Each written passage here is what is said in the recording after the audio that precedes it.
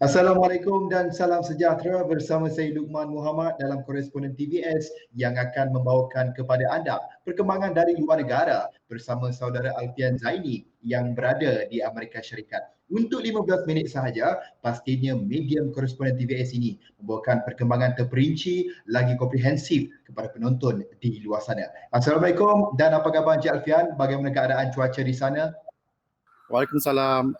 Alhamdulillah sihat dan cuaca pada hari ini di sini diramalkan dalam keadaan baik dengan suhu panas yang akan mencecah 32 darjah Celsius hampir seperti di Malaysia.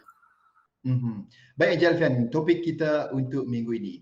Baru-baru ini pentadbiran Presiden Amerika Syarikat Joe Biden telah menghentikan perlombongan petroleum di Pusat Perlindungan Hidupan Liar Kebangsaan Arktik di Alaska dan tindakan itu secara langsung membatalkan keputusan penyandangnya Donald Trump yang membenarkan pengurudian minyak di kawasan berkenaan. Di mana Jabatan Dalam Negeri Amerika Syarikat berkata pihaknya akan memaklumkan syarikat mengenai arahan itu sementara menunggu tinjauan alam sekitar menyeluruh bagi menentukan sama ada pajakan dikekalkan, dibatalkan atau dikenakan syarat mitigasi tambahan.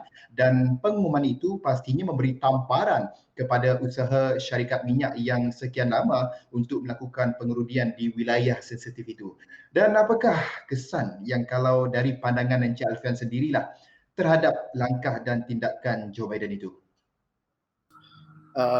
Pentadbiran Presiden Amerika Syarikat Joe Biden selalu mengatakan akan menggantung geran perlombongan minyak dan gas di kawasan perlindungan hidupan liar Alaska ataupun dalam bahasa Inggeris Arctic National Wildlife Refuge atau secara singkatnya ANWR yang telah diluluskan pada hari-hari terakhir pentadbiran Trump. Atas dasar ianya telah diluluskan secara tergesa-gesa tanpa tinjauan alam sekitar yang rapi. Penggantungan ini berkuat kuasa sehinggalah satu kajian semula dijalankan ke atas kelulusan ini. Tindakan ini membatalkan salah satu agenda penting mantan Presiden Donald Trump iaitu untuk memperluaskan rizab bahan bakar fosil di Amerika Syarikat dan sekaligus memberikan tamparan hebat kepada kerajaan negeri Alaska yang berharap pembukaan kawasan lindungan yang besar tersebut mampu menghidupkan kembali industri minyaknya yang kian merosot. Dalam pengumuman White House kepada pemilik-pemilik pajakan ini, kajian semula yang diperkatakan itu akan mengkaji kekurangan dari segi undang-undang dalam analisis alam sekitar terdahulu pentadbiran Trump dalam meluluskan geran perlombongan di kawasan ANWR yang akan menentukan sama ada pajakan itu akan kekal, akan dibatalkan atau dikenakan syarat-syarat yang tertentu. Walaupun tindakan ini disambut baik oleh komuniti aktivis alam sekitar dan pribumi Alaska, kerajaan negeri mengecam dan berpendapat pajakan perlombongan minyak dan gas di kawasan ANWR telah pun diperuntukkan oleh undang-undang pada tahun 2017 dan wajar untuk pembangunan wilayah tersebut. Tinjauan geologi Amerika Syarikat menganggarkan kawasan pesisiran ANWR mempunyai rizab sekitar 10.4 bilion tong minyak. Ini bersamaan hampir 1.7 trilion liter.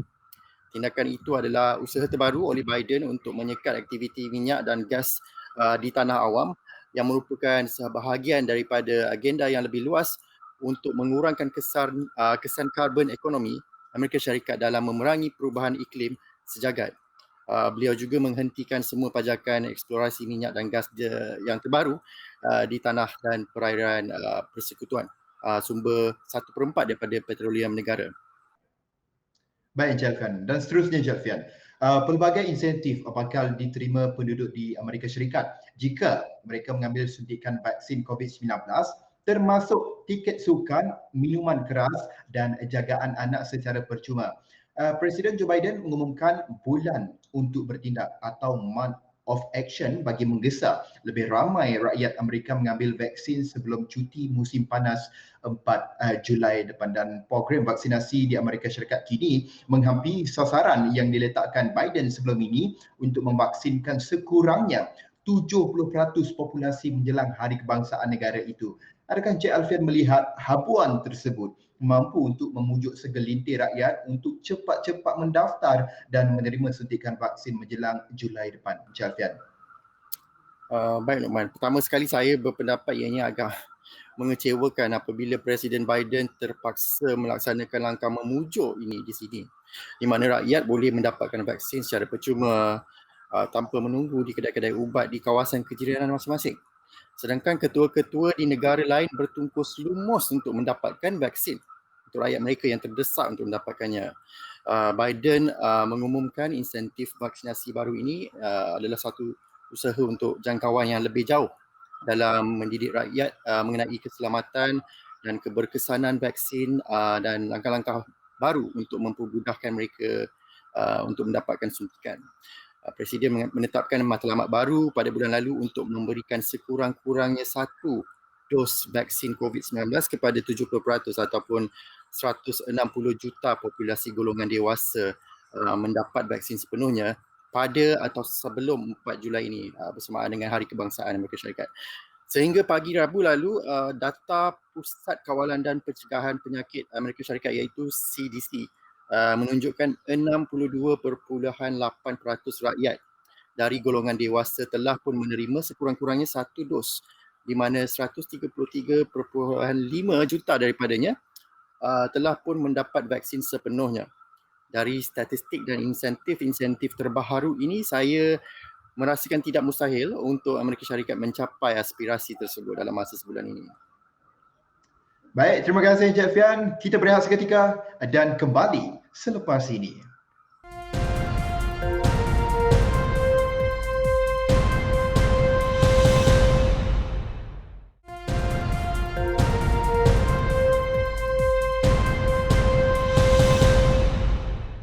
Bertemu kembali kita dalam Koresponden TVS dan terima kasih saya ucapkan kepada anda yang masih meneruskan kesetiaan untuk menyaksikan program ini, dan kepada yang terlepas untuk menyaksikan episod-episod yang sebelum ini, jangan risau, anda boleh menyaksikan siaran ulangan di saluran YouTube TVS. Baik Encik Alfian, seterusnya.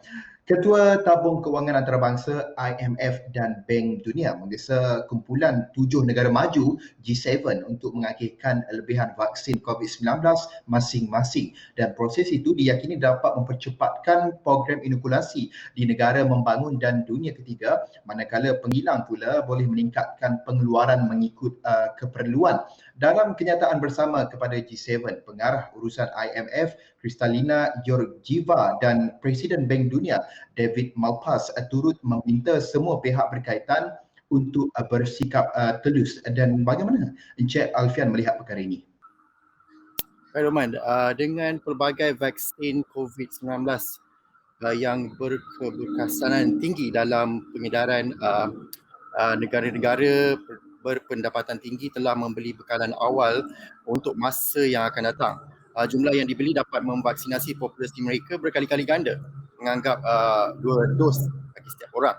Dan negara berpendapatan sederhana yang tidak mendaftar untuk skim pra-pembelian vaksin dalam jumlah yang mencukupi seperti Afrika Selatan mulai panik.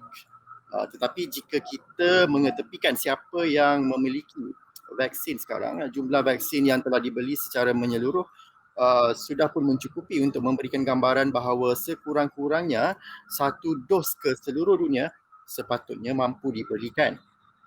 Untuk perspektif yang lebih tepat, terdapat 7.8 bilion populasi dunia pada masa ini, manakala vaksin yang dibeli telah pun berjumlah 9 bilion dos menurut kajian vaksin Duke University. Amerika Syarikat sahaja telah membeli 1.8 bilion dos COVID-19 dengan pilihan untuk 800 juta dos tambahan. Sekiranya Amerika Syarikat memberi 2 dos kepada setiap penduduknya, iaitu dalam sekitar 329 juta, dunia masih lagi mempunyai berbilion dos yang berlebihan. Keadaan ini serupa di Eropah, di UK, Australia dan Kanada.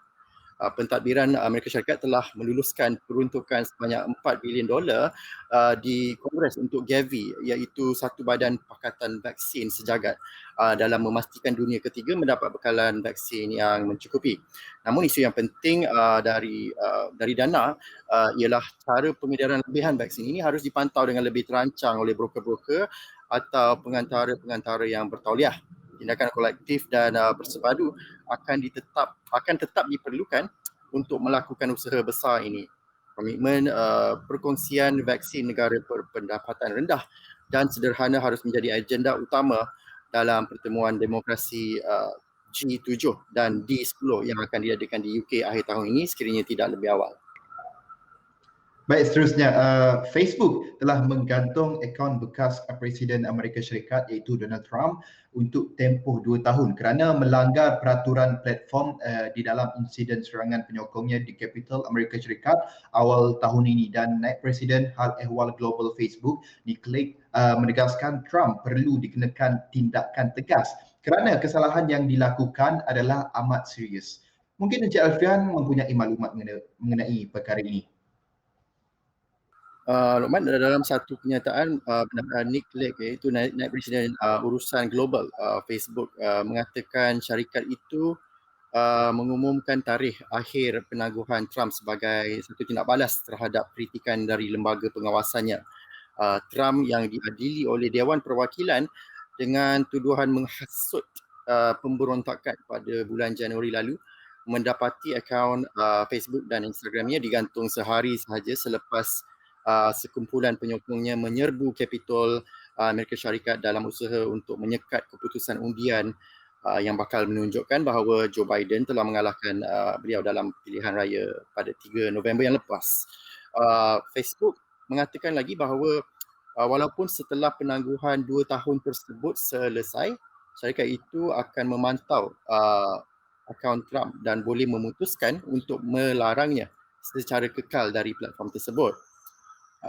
Ketika penggantungan akhirnya selesai, akan ada kawalan ketat yang akan dikuatkuasakan sekiranya Trump didapati melakukan pelanggaran terma dan syarat penggunaan platform tersebut olehnya di masa depan, dan ini termasuklah penghapusan halaman dan akaunnya secara total dan kekal.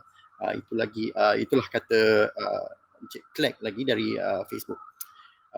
Luqman?